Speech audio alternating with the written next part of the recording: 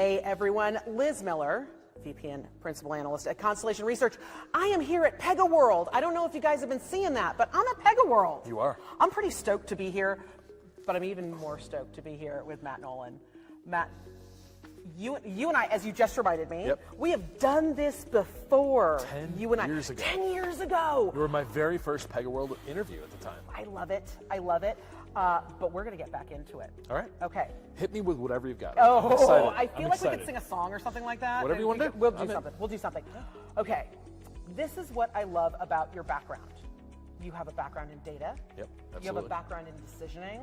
But you and I share the common bond of being a marketer. Absolutely. 100% So for years and years and years. Tell me about this progression, because you and I have seen some wild things over, I would say, certainly over the past 10 years since the last time we talked. I mean, marketing has changed so much. Dramatically, We have gone it really has. from brand engines to growth engines. We've been going from engagement drivers to being margin drivers. So much has changed for marketers that decisioning has also fundamentally changed. So from where you are sitting, what does marketing do today? That's a really good question. Let me give you a little bit of context, right? Love. So 10 years ago, before I started at Pega, if you ever got a Bed Bath & Beyond coupon, if you ever got a Kohl's catalog, that came from me, right? One way or another. I was the guy that sent out more stuff into the universe than anybody. So ultimately what I did is I ended up coming to Pega because I was really intrigued with the whole idea of, I want to look at one person and say, right there in that moment, that very moment, what can I say to them that's incredibly relevant? What can I say to them that's going to really get, instead of having them say, oh, it's another offer, oh, it's another sales thing, have them say, this is actually intriguing, and click the button, or to talk to the rep, or whatever it might be. I'd say, though, the world has actually kind of figured this out over the course of the last couple of years. It was a hard transition. I feel like there's an awful lot of marketers that still feel like campaigns and the way that you go with a traditional campaign structure is the way to go. But I feel like especially in places that you never thought you'd see it, whether it's banking, places like insurance, where they're really leaning into the idea of we need to make the most of every single experience that we have with a customer every time we get a chance to talk to them. So they're really kind of saying, okay, how do I optimize that? And I think that's where a lot of people, it's not an easy thing, but I think that's where a lot of people have arrived. Is that fair? I think that's great, and I love, okay. Remember when personalization used to be variable data print? Oh my God, it was just Matt Nolan. It was pound Matt Nolan fitted in this space, right? Like that's exactly what it was. But I think that we've been chasing that, and something from this morning's keynote that I absolutely love that Alan said on stage was, listen, if we're going to sit around and wait for data to be perfect and ready, it's never going to and happen. Amazing, like especially as marketers, we've been chasing that personalization nut 100%. for like 30, 40 years as everyone's been barking, but wait for the data to be clean. We can't afford that anymore. So what are you seeing? Because again, the thing that I find so interesting about Pega's customers, especially your marketing customers, is that they are not the group that is just looking at the campaign. They tend to be that group of marketers that's looking at the decision. And that's a very different conversation. It is a very different thing. And I would say what you tend to see with most of our customers is when they mostly come to us when they say, look, we've gotten to the end of where we can get with traditional campaign management. Like we've hit this wall where we're getting 1% response rates. We're losing a lot of customers, like in terms of they'll opt out, or like we need to do better from a customer perspective. It's almost a point of pain, right? And they say, okay, how can we do this a little better? And they look at us and they say, and what we really talk to them about is the whole idea of when they first get there, they have 100 different campaigns that they're running. And we say, okay, you're thinking about it from a sales perspective. That's all about us as a brand. What do we do for the customer? So they start to look and say, what can I do to, if you're in communications, what can I do to retain this person a little bit better? Or to service them, or to nurture them, just provide education. It's a business goal. It's 100% about outcomes outside of just sales, right? And I think that's the transition they go through. And that's not easy for a lot of organizations. If you think about it, revenue pressure is hard, and a lot of these people are incented based on that, right? 100%. It's hard, but I think that's where they go, and it's the way that they navigate the political landscape inside of an organization that usually determines how successful they're going to be with it. That's always hard. It's not simple. That point. I love that point. And one of the things that I certainly see as a big shift in the market, and one of the big trends that I've really been tracking for a little while now, has been that a lot of the political capital of a chief marketing officer, but also a chief experience officer. If you're starting to make that transition into, hey, I'm a marketer, but I'm also looking at experience as a strategy across the organization. part of your political capital is about the data and the intelligence that directly looks at business decisioning and the outcomes that the business needs to reach. How do campaigns lean onto that? How do we lean into that? I would argue that for a lot of the Pega customers that I've been hearing from, whether it's on the stage or folks that I'm running into, they understand that that's part of their political capital. They do. And they also understand that that political capital does not sit in marketing, that it spreads out to product, to strategy, to innovation, to customer care. To customer care. Yeah, absolutely. That it's all four horsewomen of the apocalypse when it comes to CX, right? It's like service, sales, marketing, commerce, we're all running, but we're all running in a space where we can ask a different question. I think you're kind of forced to. What are you seeing from your customers and from Pega's customers? What are those new questions that they are asking because they've already answered some of the questions because of Pega? Right? Like you've answered those efficiency questions. You've 100%. answered the operational questions. Now you've got all of this. I think here's what the way that I see it happening. Like what a lot of organizations do is they look at it and they say, because everybody starts out from the position of we have traditional marketing and we're going to send out campaigns, and those are usually driven by sales, right? They walk that back a little bit and start to look at from a customer perspective, how do we get better outcomes from the customer? Sure. But what a lot of them say is like, look, when somebody comes into one of our stores or when somebody is just looking for something on the website, 75%, 80% of the time, that's not about buying a product, right? That's about finding information or making it easier for you to use what you already have. It's a service type of conversation. So they start in that particular position. And what they usually do in most markets is they will start with the things that are immediately seen as revenue generating or value generating by the business. Good example, in a lot of markets, whether it's insurance or communications, it's about retention, right? It's about keeping people. But when they very quickly start to say, okay, what are the other outcomes that we want to start to manifest? And a lot of it is we want to produce better customer experiences. So they start to measure that through things like NPS, right? Through things like customer sat surveys, or just what percentage of the links that we send somebody are they actually clicking on? Is it 0.01 or is it 5? Because that's a very big difference. That's a huge difference. You have to align this. Our organizations, the ones that we work with, they figure out we have to align this to the value in these different pieces of the business see. If it's customer care, a lot of times it's about customer satisfaction, customer retention, keeping somebody. So they'll work through the organization almost department by department, kind of growing the decisioning business, going one KPI at a time, and just helping them because you kind of have to earn the right to take on the next project. Does that kind of make sense? It does. It totally does. But here's my question, because, and this has been like just, if I step out of my analyst shoes for 10 seconds and step back into my practitioner shoes for a moment, 100% allowed. I'm allowed to give those up every once in a while. When I think about it, I think you're absolutely right. You have to earn that permission to be able to, as a marketer, go into customer service and say, hey guys, either I need this intelligence from you or I have intelligence to help you that can make better decisions. And that can often be a bit of a challenge. Is that where you're seeing your customers apply blueprints to be able to say, let's, without fear of recrimination and without punishment, let's go ahead and explore the land of what if? Yeah, I will say this, especially with Blueprint. You saw on stage today the customer engagement blueprint that Corinne brought forward, right? With something like customer engagement blueprint, it helps ease, Alan says this all the time, Alan Treffler, our CEO, says it eases the cognitive load on a marketer. That's a big statement, but what he's really saying is, this is when you're talking about decisioning, it's a very technical, very statistically driven thing that's scary to a lot of traditional marketers. They're like, that's a black box. I don't know what to do with it. Blueprint helps open the black box in a lot of ways. What it lets you do is say, okay, what are we talking about as a business? What are we trying to accomplish? What are we trying to do with our marketing, with our experiences? Based on that information, you look at somebody's, whether it's their website or their their brand guidelines, whatever it might be, you consume those and you say, okay, what are we trying to be to customers? And then it really starts to put these things into play in such a way to create actions or journeys or experiences that it feels like your customers will look for. Now, those might not ultimately be the things that you decide to implement as an organization. You might say, you know what, that's not really us, but it gives you an idea of how do I really take this whole idea of centralized decisioning and apply it to marketing in a way that my executives can understand, that I can collaborate with other people across the organization, right? Like that's what Blueprint, I think, it really eases the load on people, lets them see themselves using a different type of approach. Yeah, it's it's so interesting because every time, I mean, I played with Blueprint last year. I made one. I mean, it's what, blueprint.pega.com. It's come a long way since As one of your partners, I can say that. I can tell you guys where to go, and it's blueprint.pega.com.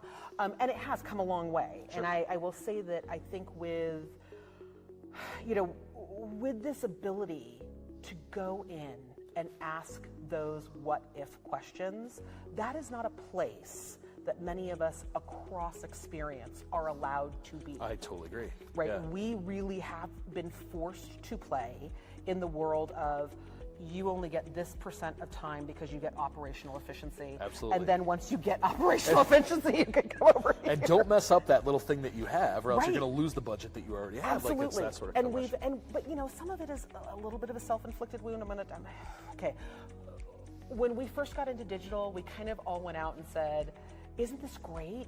We're getting 5% return on our emails. Guys, this is awesome. It's industry standard. I'm like, so failing 95% of the time. 95% of the time. Like you kind of, so we kind of created this benchmark of like, this is eyes on, returns on, all of these things.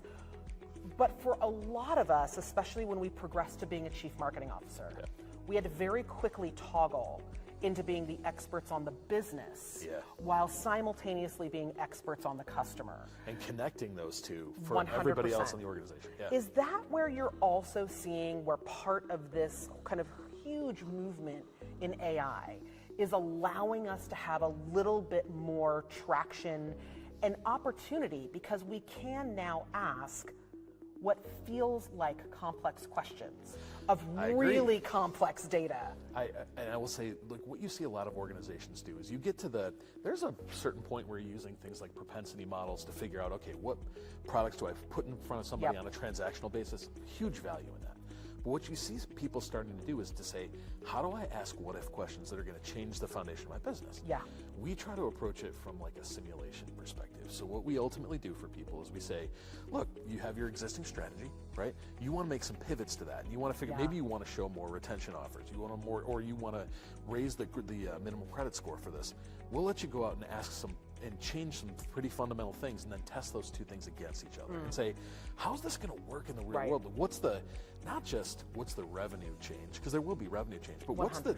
what's the change to customer retention, to customer click-through, to just NPS scores or opt-outs? Like, that's the kinds of things that you have to be able to, as a CMO, having a tool like that in your toolbox is huge to being able to make more strategic decisions. To be able to sit in a room with all these other executives and say, look, here are the 4 options you have, and here's how each one is going to impact you across the metrics that you care about.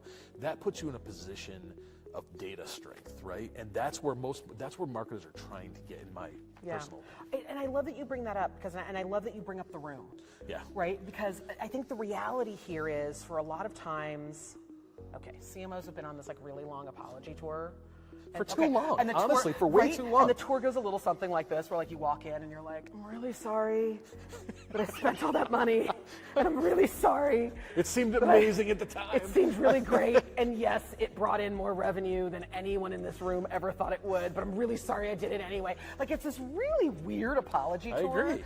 But I also think that we're now at a point where, as the growth architect and the growth orchestrator for the enterprise, because that's really the expectation of the CMO today, we have to be able to collaborate on strategy.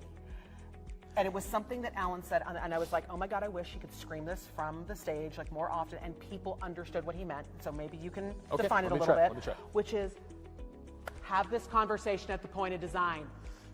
That's really what it comes down to at the end. Like, and what Alan is talking about a lot when he talks about the concept of center out, right? Yes. Making a decision in basically creating the things that you create in one place and being able to use that extrapolated across the business, no matter what it is. That's foundational for almost any piece of the business, but especially for marketers, because we're put under so much scrutiny a lot of times. And because there is a lot of budget that goes into this. It is 100%. costly. Yes. Right? But I think if you can show with some degree of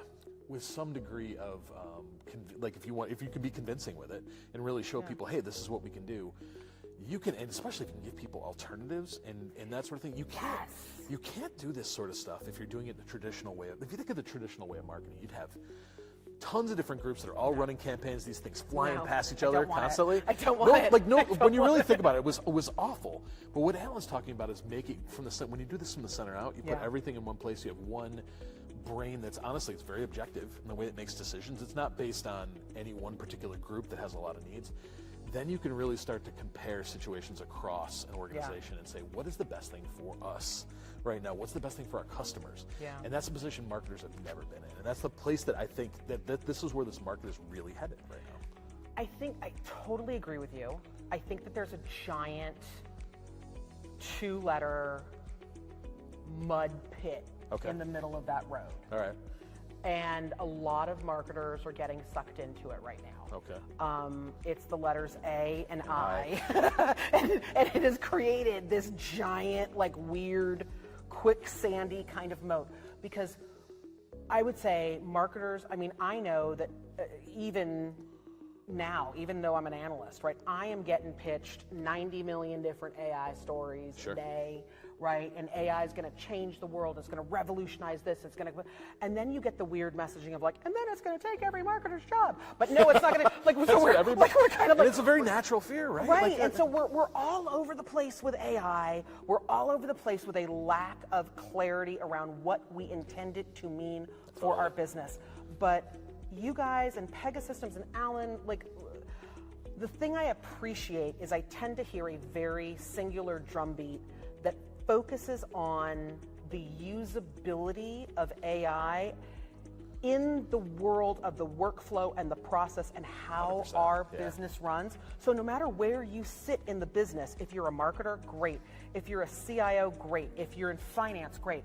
You're going to be able to leverage the workflows and the automations. And what kind of AI? Well, that's the engine's problem, not your problem, right? Like, that's pretty true. I don't need to know what kind of oil they put in my car. I just need to know there's oil in my car, right? There are certain things that we're doing. So when you talk about AI, and when Pega talks about AI, you had a big launch today. Sure.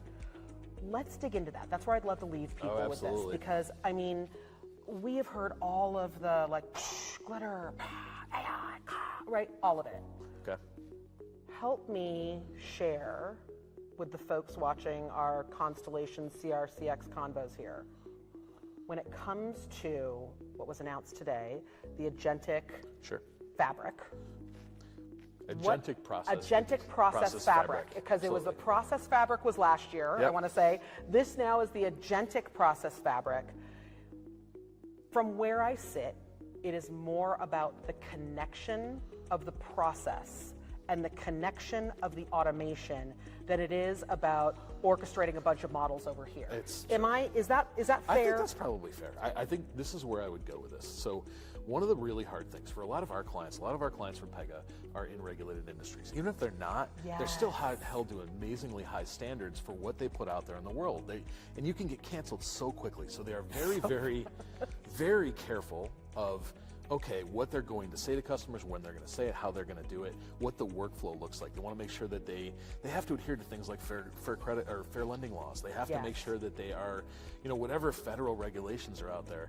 So whatever the thing is, global regulations are out there, which absolutely changes for pricing, for 100%. AI, no matter where you go, it's wild. So it's 100%. So the way I would kind of say this is the way we kind of look at this, is that like, especially in the relative short term, this. You can use agents to do lots and lots of things, but the problem is not about what they can potentially do. It's about how you control that in such a way that you maintain governance compliance, right? So we see it as that in the short term, a lot of that will be governed by the workflow, right? It will be governed by the rules that you're already comfortable with as a business. So essentially that's where agentic kind of starts. Now, over the long term, as you have to give that agent tools. So like we were just talking about decisioning. The whole concept of you have to give it access to data. You have to give it access to very surgical tools that can do a much cleaner, more precise job of making decisions about what to show customers, right?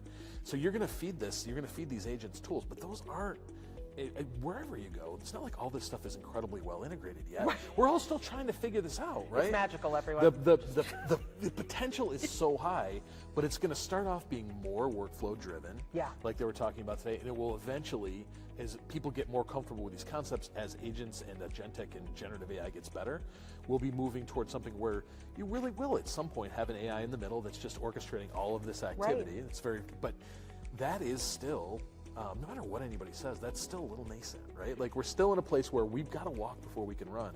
Because if we try to run fast, you end up with things where just all sorts of really horrible stuff can happen to you really quickly. 100%. You know? Here's the thing that I've always appreciated about where Pega has kind of advanced this conversation, is that it has really always been about, yes, it's that center out approach, but every center is a person. Right? This is about the people at the center of the business, and how do we make sure that those people have the tools, the skills that they need to do the job they want to do, not all the busy work that they don't want to do, right? Not all the things, not all the processes that can be automated, like, you know, but fundamentally, starting as a service-oriented organization, moving into RPA, moving into all of these other automated processes, and really defining what is that autonomous enterprise. The autonomous enterprise is not an enterprise that runs autonomously, that runs without people. People are the center of this in a lot. It's just simply the AI becomes an accelerator of what those people do. 100%. I try to explain this to people all the time, and I leave it a little bit of metaphor. My daughter says to me the other day, she's like, well, how's AI? She's like, Dad, you're a huge AC/DC fan. And I'm like, you're right, I am, it's fantastic. She goes, how's AI gonna help AC/DC? I'm like, imagine if it could help you write 100 songs in the time that it would take you to write, you know, if it took you a year to produce an album, but now it takes 3 days, right? Like, it's not that AC/DC goes away, my favorite band. It's just that you accelerate their ability to create value for the people that they are delivering it to. And that's ultimately what you're going to see with this. If you look at every aspect of basically as automation or technology has kind of progressed, people still play a vital role in this. There's still always, and we always have fears about that going away. That's not the case. We just kind of shift where those resources go. And we've seen that previously. It's just, this will be another one of those. It's just going to take us a little while to figure out where that shift happens. Absolutely. Is that fair? Matt, thank you so much. This was great. I love this. Hey, everyone. Check it out. Check more views out that are coming out of PegaWorld. It's hashtag PegaWorld if you guys are on which of your socials you're checking up on. We'll have more to say about it later. But thank you guys for joining me for yet another CX Convo here from PegaWorld. Matt, go marketing! Go marketing. Love this. Thank you, folks.